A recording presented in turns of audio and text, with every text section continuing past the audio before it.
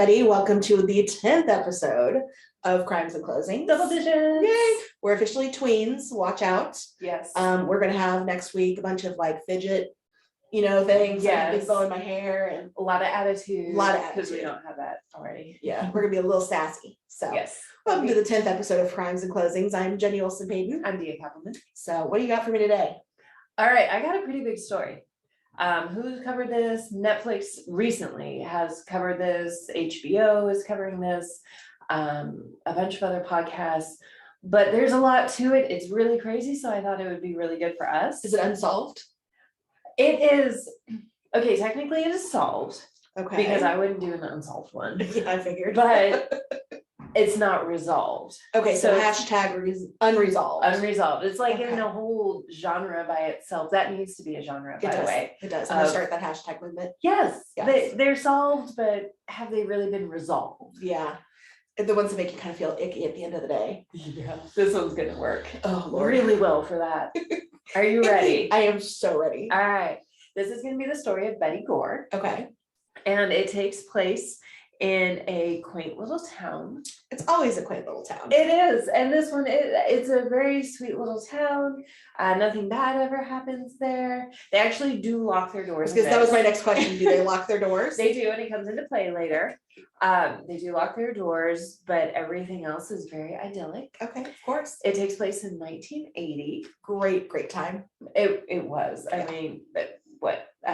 Everything is brown. The paneling is brown. The glass is brown. The perms are tight. Yes.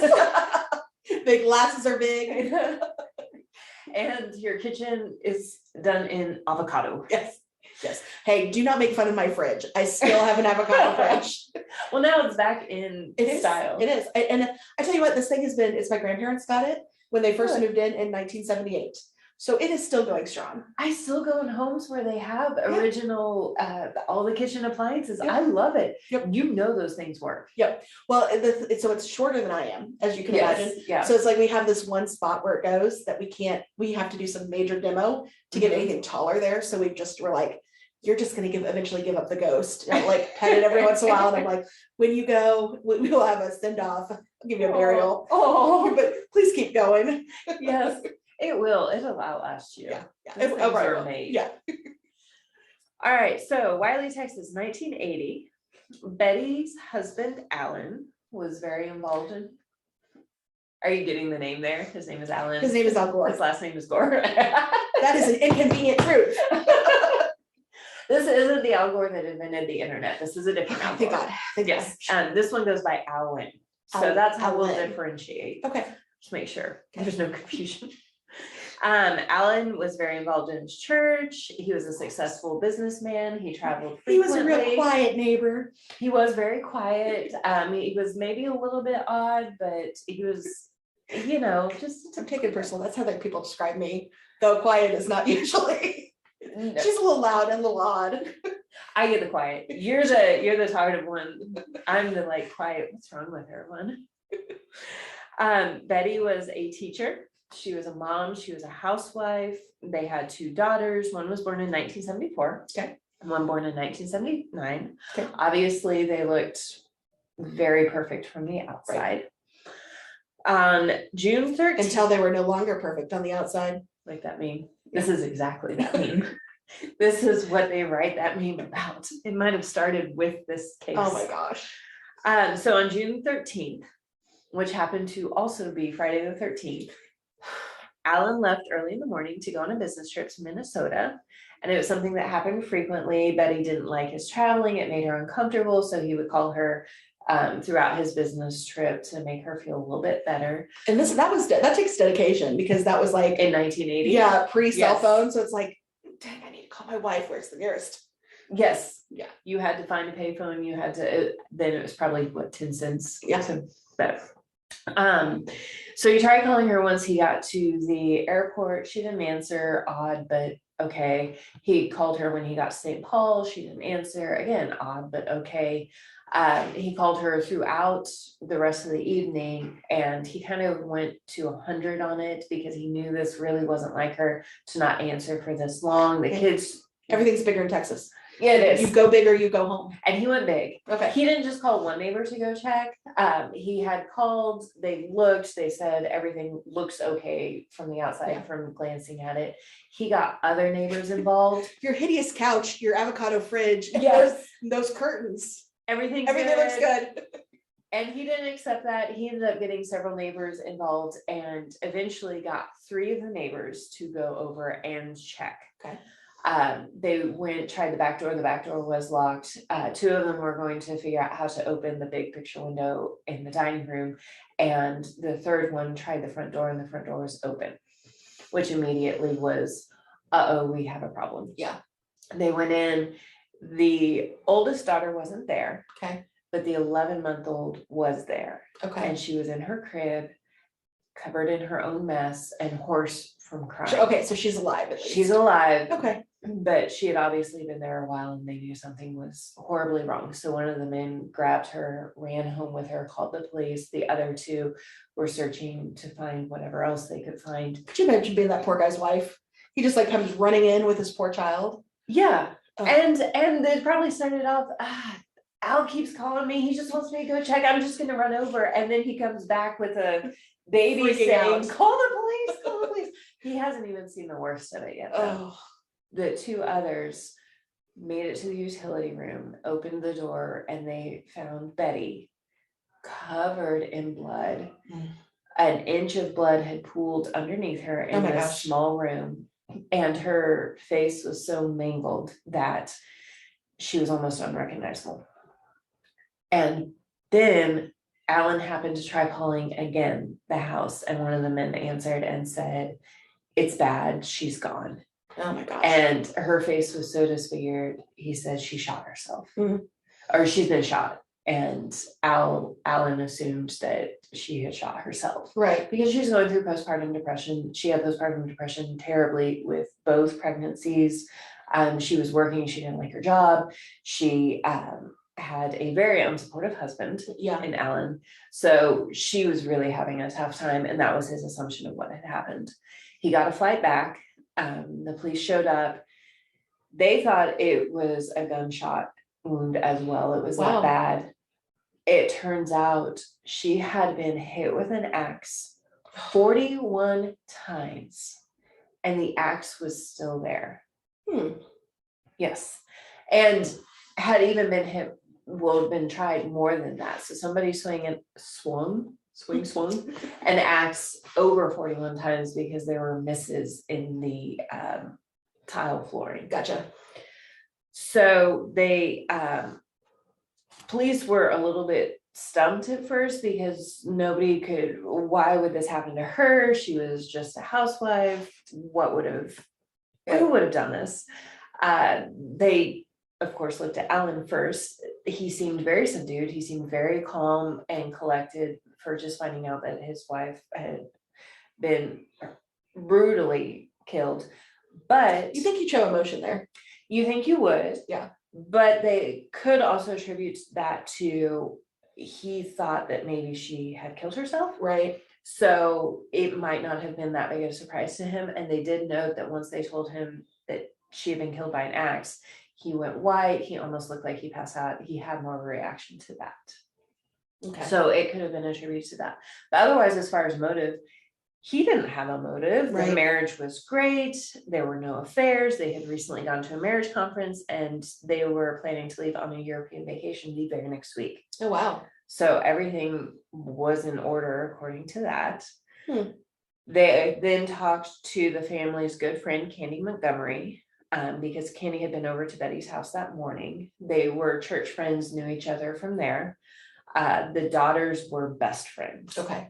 And so at Vacation Bible School, Betty's daughter had asked to stay with Candy's daughter. Candy went so this over. is a normal thing. Yeah, Candy went over to talk to, while they were gone on the marriage conference, Candy kept the kids, the daughters, for the Gores. Yeah.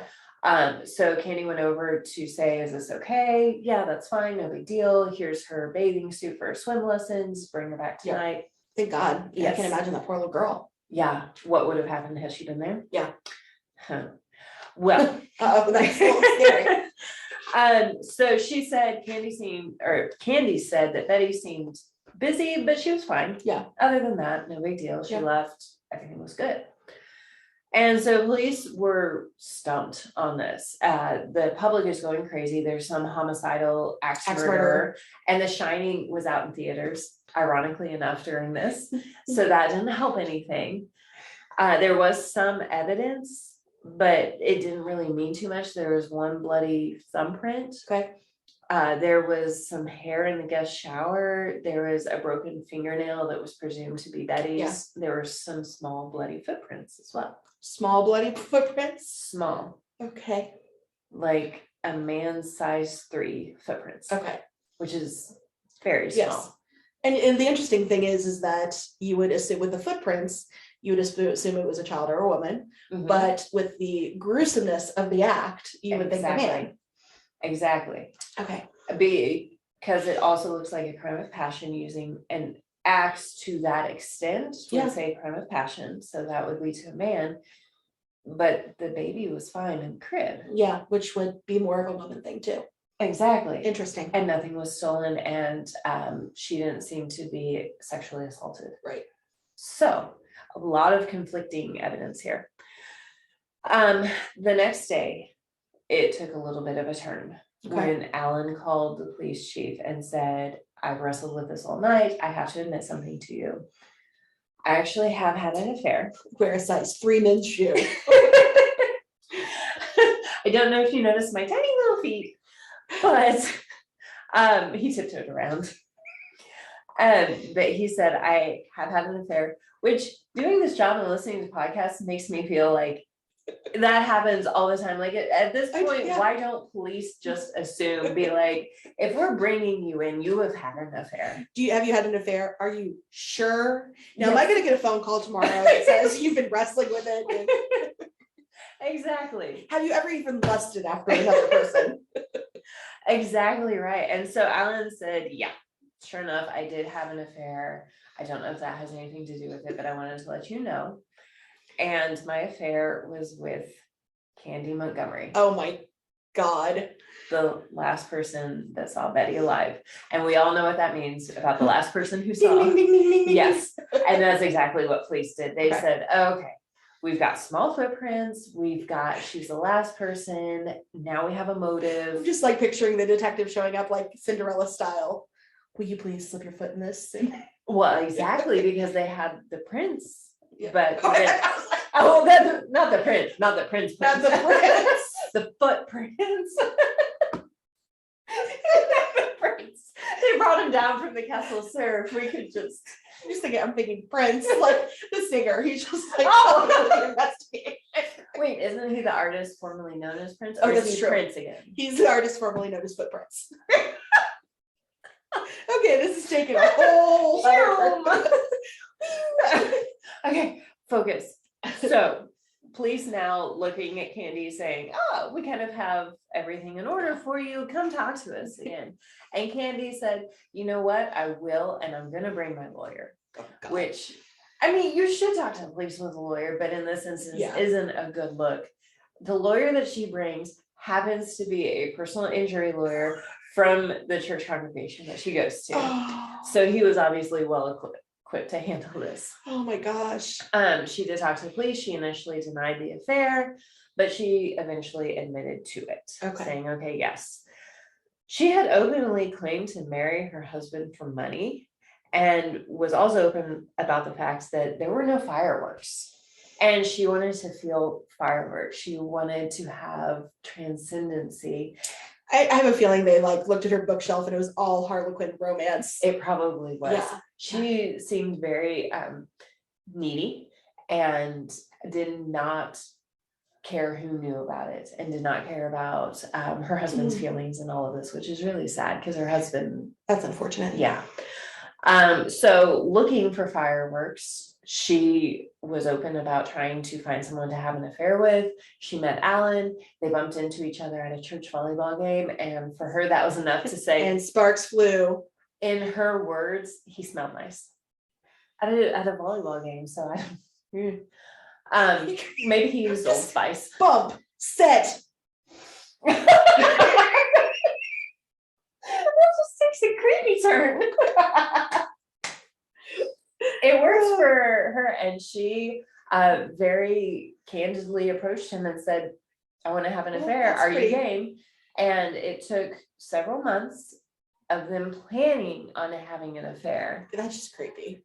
Oh, the extent, and I won't go into it as far as time. Again, for our time constraints, I'm going to have to do this in really broad strokes, but there's a lot of crazy stuff, including the extent that they planned to have an affair, whether or not it was a good idea, what they should do about it. I'm like, if you shouldn't do it anyway, but if you're going to go to this extent, the answer is no. Betty finds her husband's calendar. What is this appointment here for Thursday evening? Affair talk with Candy. No, they did. They went over he met at Candy's house several times so they could talk about having an affair, drew up a list, but they were stumped at the end of the list because there were the same number of entries on each side and they didn't know what to do. They were at her house alone to talk about having an affair, but didn't actually have the affair because they were too busy talking about it. But anyway, they ended up going through with it. That's a whole story in itself. Had the affair, and it was wonderful. It was transcendent. It was everything that Candy wanted it to be. It was not. Until it wasn't. No, it wasn't even that. Oh. At first, Candy thought maybe he had potential, and then she learned that he had no potential at all whatsoever. So the planning was much better than the implication. The execution. The execution. Yes. And so it fizzled. And they stayed friends. It fizzled over the course of roughly 6 to 8 months. I'm seeing like a failed fireworks show. It wasn't even it was more like snakes and sparklers. Yes, yeah. She was looking for like the I can't even. The bottle rocket. Yeah. No, the what do you call the ones you put down into the? Okay, I know. Oh my goodness! Wow. Yeah, no, I don't have it. Anyway, yeah, she was looking for the big like Longview Lake fireworks show, and she got the little snakes and sparklers. Yeah. So, it fizzled. Okay. And according to Candy, it was her idea to end it. She just wasn't feeling it anymore. He never got any better in his skill set, and she was done. It's important for growth. It is, and he just couldn't do it. But she denied any guilt involving Betty's murder, saying when she left Betty, she was alive and well. There was nothing whatsoever that was worrisome about that. The public stood behind her. Everybody loved her. The church and the pastor publicly defended her, saying, if you know Candy, that would not be the case. She would not do this. The church even said she came back after she had been to Betty's house and she was fine. Yeah. She took the kids out to the movies. She took them to their swim lessons. She had dinner with her husband. They had some sexy time later. Were there fireworks? No, there still weren't fireworks. She didn't have fireworks with her husband. She was very open about that. Oh my gosh. And so she couldn't do all that if you had just brutally murdered someone. Right.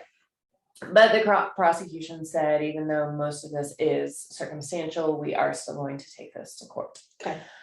They tried to match the shoes that Candy said she was wearing to those footprints. They didn't match. Okay. They were different shoes. The thumbprint, however, did match Candy. Oh. Yes.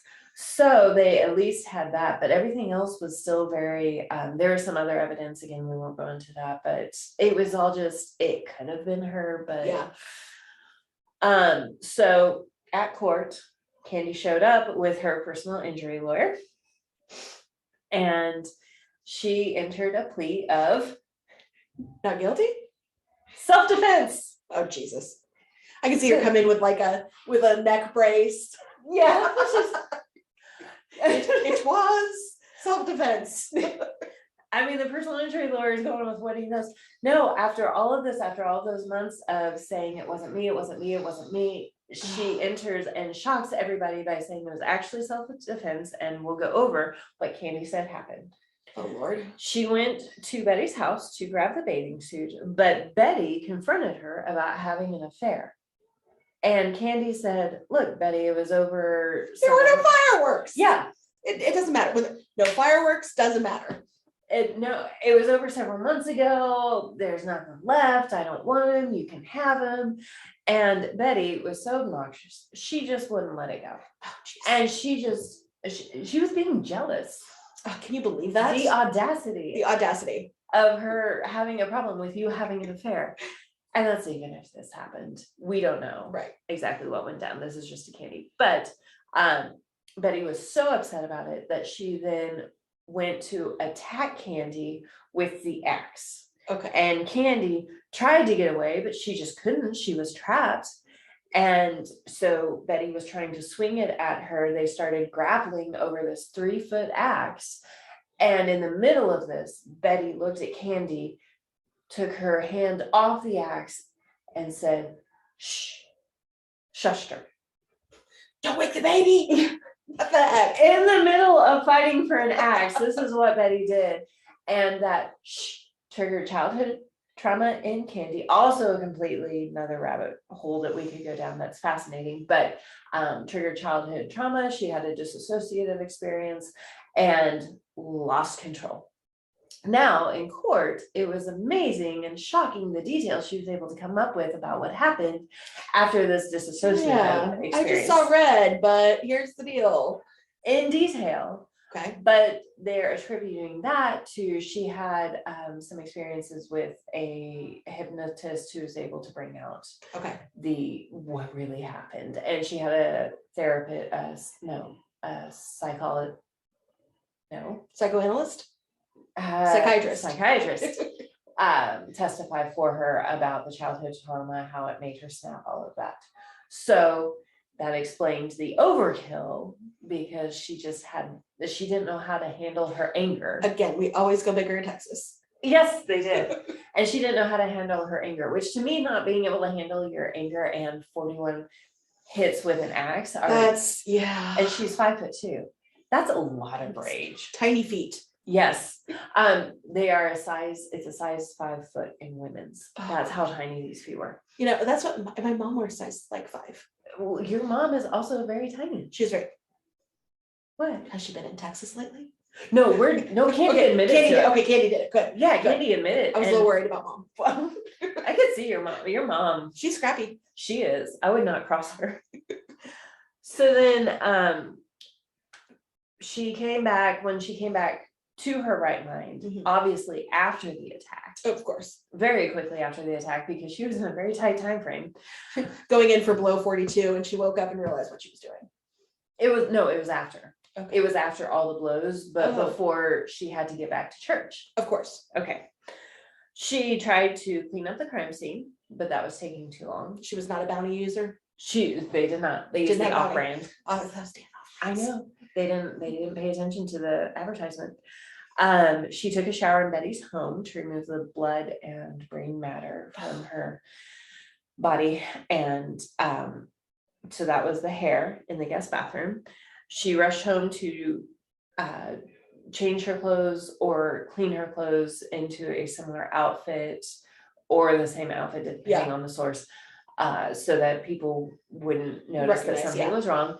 She cut up her sandals and threw them away and put on shoes.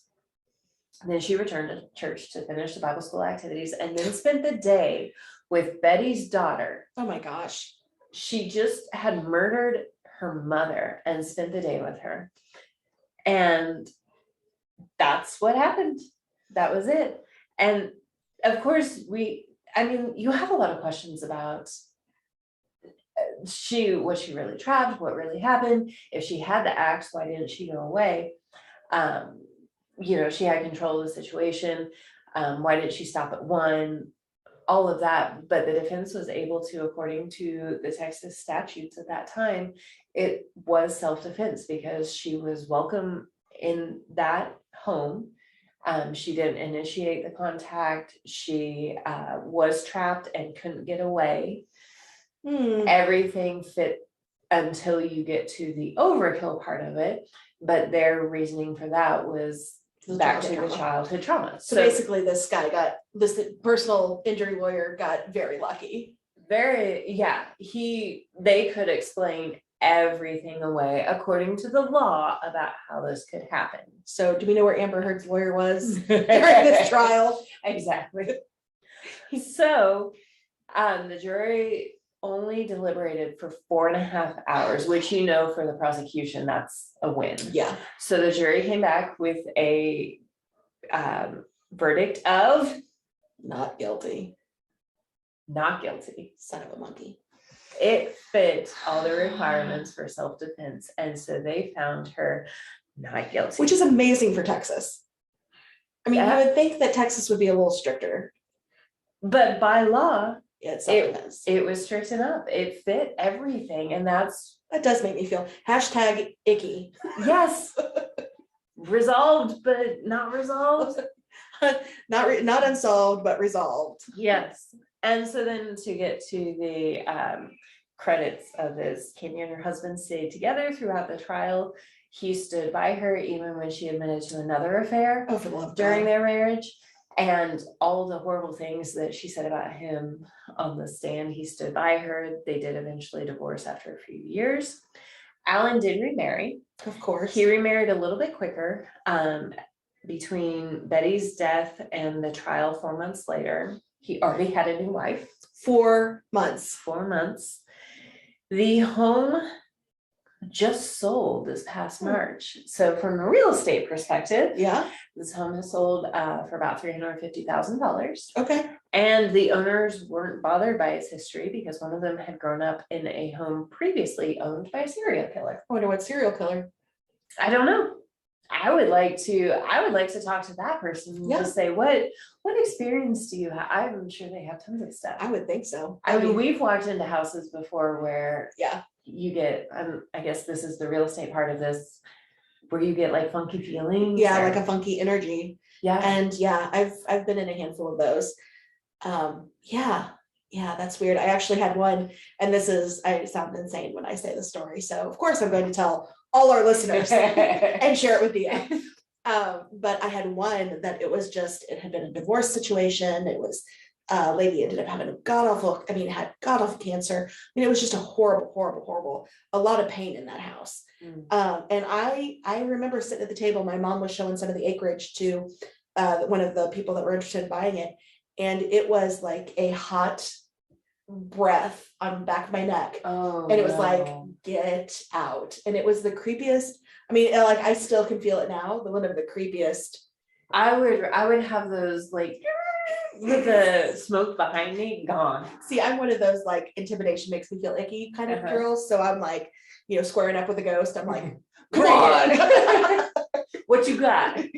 Yes. So so there's definitely, you can just tell, being a foreclosure and short sale, I've been in a lot of homes where you could just tell the amount of stress that the owners have been in. I've been in homes in which very obviously there's some very subtle hints that domestic violence was going on, broken door frames in certain spots. And it's just, and I think it's one of those that as you age as a real estate agent, you start kind of picking up on some of that stuff. Yeah. And it's interesting. Locks on doors that are weird. It's almost become normal, and it's sad how normal it is to see weird closets and in places that there shouldn't be, or locks in places that there shouldn't be, or too high on the wrong side of doors, ventilation holes in weird places. Yeah. It's really sad, and you do get kind of jaded to it all because you're like, here's another one of those. Actually reminding me of, and this is actually just hit me. I just remembered it when I first started. One of my very first showings, I don't even know, mom took me on a showing, and there had been porn done in the house. So it was like these god awful like beach scenes painted on the walls, and like velvet curtains that you could roll. It was I just remember thinking, I should just run now. I had one, and it was just this normal 2-story kind of colonial home, nondescript, probably about 3,000 square feet, almost to the point of just being bland. Yeah. And nothing special about it until you got to the basement, where they had, it is a finished basement with a wet bar, and in the middle was a shower with glass on two sides. Oh, And it was open on one side, and like cutout window yeah. glass. And then next to that was a smaller room of sorts, same setup with the glass and open. And it was probably just about the right size for maybe like a full-size mattress. Oh, yeah. You could throw in there in the middle of this finished basement. So, I mean, maybe they were just claustrophobic and they didn't like showering or sleeping in small spaces. Yeah. Or Yeah. maybe something was filmed as well. But that was enough for me. I saw that. And at first it's kind of like, oh, that's funny. But then you kind of start getting to like, I'm going to go. Yeah, I think I need to get out of here. Yeah. I was showing a house actually not too long, probably about 3-4 weeks ago, to some of my these buyers are hilarious. And normally I wouldn't make jokes like this with many of my buyers, but they're those people that you're okay with. And we go into the bedroom and there's some very obvious drill holes where I'm assuming a large piece of playground equipment had been hanging from the ceiling. Yes. And like, we're just looking around like, oh, some good space. And we all look up and we just kind of look at each other and we're like, sex swing. Yes. So yeah, there's some interesting things that you find in real estate. So we'll have to make a podcast just about that. Yeah. Things that I've seen in real estate. We have a lot of guests on there too. Yeah. And as foreclosures, and there was a guy that used to work in the office and he would crack me up because he did nothing but foreclosures. So when he'd go into the houses and he'd find these things, he'd always post it on his door. And like we're talking a velvet Jesus picture. We're talking, I think he had a Bon Jovi poster at one point. I mean, just things that you're just like, what in the? You see all sorts of stuff. Yeah, you really do. You really do. And you just kind of wonder. Yeah, what kind of person lived there? Yeah. All right. So we'll be back in 2 weeks, and that's our show. So we're gonna keep getting sassier as things go on, and then about episode 20, 21, we'll kind of level out to be chill. Yeah, we'll start including some alcohol and voting rights, and we'll be good. Totally down. Yeah, totally down. So have a great rest of the week, and we'll talk to you soon. See you later. Bye. Hold it. I can't find the freaking mouse. There we go.